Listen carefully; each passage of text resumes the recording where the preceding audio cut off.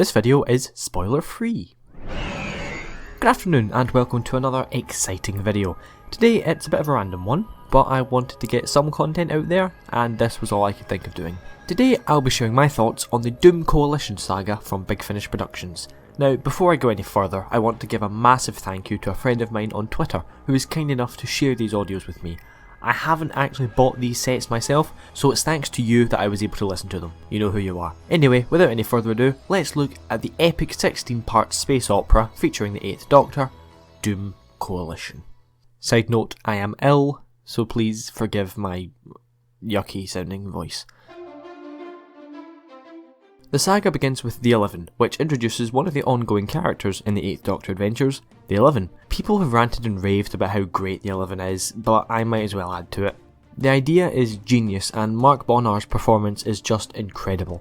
I'm not actually sure if the character would work that well on TV, but on audio he's just one of the best original villains Big Finish have ever produced. This episode also features the companion Liv Chenka, a character first introduced in Dark Eyes 2, who I quickly became a big fan of. She's just so sarcastic and cynical and I love it. There's also Padrak. As for the story itself, it's a really great prison escape / political thriller and it's a really good start to the box set. Next up is The Red Lady by the best Big Finish writer, John Dorney. This story is the best of the first box set and one of the best of the whole series. It's just such a great concept that must have been so difficult to write for audio, but it works so well. The climactic scene where the Doctor and Liv are taken under the lady's spell is just incredible and so intense. One of the highlights from the story and the series as a whole is Helen Sinclair, who is just amazing. She's so pure and innocent and please don't kill her in Ravenous 4. Please. The second half of the box set is a little less positive than the first half. The Galileo trap is not terrible, but it's not really amazing either, and the Satanic Mill is something? I know that a lot of work goes into these stories, and for the Satanic Mill especially, it was Edward Collier's first and only Big Finish script, so I'm not going to say horrible things about him or anyone else involved, but personally, the story just didn't really work for me. It ended the first box set on a bit of a low. So it's a good thing the second box set starts on such a high. I know Beachhead isn't a very popular story, but I loved it. I thought it was great fun and I liked the addition of the 3rd Doctor having visited there in the past. Lovely stuff from Nick Briggs. The second story is Scenes from Her Life, and despite me saying that John Dorney is the best Big Finish writer, I wasn't a fan of this one. It was okay and it introduced the Sonomancer fairly well, but I just wasn't all that engaged with it. The next story, The Gift, wasn't much better, and the final story, The Sonomancer, was an improvement, but still could have been so much more. Oh, and River Song's in it. Not gonna lie, I love River Song, and Big Finish have only made me appreciate her more. She's a bit random and unnecessary, but I'm really not complaining.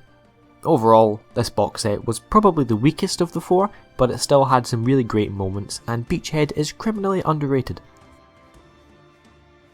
Absent Friends.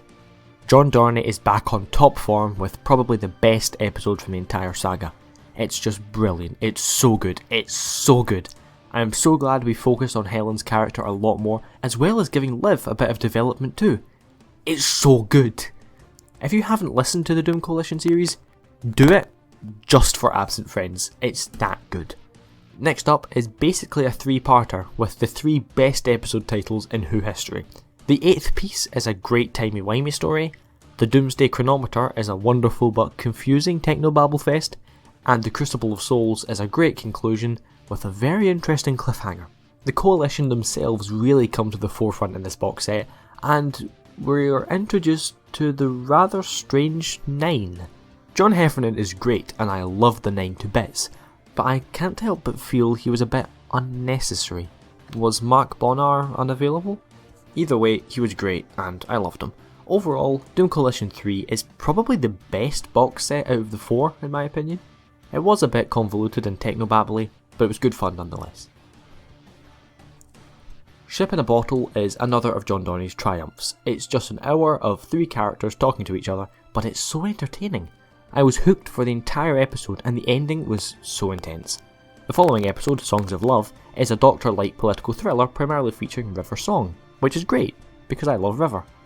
It's a fairly solid story, nothing to get excited about, but nothing bad by any means. The Side of the Angels is next, and it's really good. It's got Weeping Angels in 1970s New York, it's got Veclan, and it's got Rufus Hound's meddling monk. What more could you ask for? Well, Cardinal Illustra is in this, but not played by Jacqueline Pearce. Although I'm not sure why, because she does make a cameo at the end. Carolyn Pickles, who plays Illustra, is good, but I don't feel like she has as much authority or as much of a presence as Jacqueline Pearce. But that's just me. As for the story itself, it is really darn good. The final story of the entire saga is up next, titled Stop the Clock. While it does wrap up the Doom Coalition storyline, I don't know if I would call it satisfying, as it does leave a lot of stuff open. But that's not a bad thing. It just means you have to spend more money buying the Ravenous series. Darn capitalism. There's also an interesting coda featuring the origin of the Red Lady, which really helps to tie the whole series together. It shows how meticulously planned out the whole storyline was, and while I like the mystery of the Red Lady, it was a nice addition and I'm glad we eventually found out what it was. Overall for Doom Coalition, it was great. While it did feel a bit dragged out and overcomplicated, and Doom Coalition 2 was rough, it was great for the most part. As for standout episodes, there weren't really that many. A lot of the episodes had really good moments, but overall were just okay. Episodes that were great from start to finish were, in my opinion, The Red Lady, Beachhead, Absent Friends, and Ship in a Bottle. If you haven't listened to Doom Coalition, I would highly recommend it. Stick through the bad stuff, because when it's good, it is really good. And if you have listened to it, let me know what you think of it in the comments below. And also, let me know if you'd be interested in hearing my thoughts on Ravenous. Anyway, that's about it for this video. Thank you very much for watching, and I'll see you in the future. Don't forget, laugh hard, run fast, and be kind. Goodbye.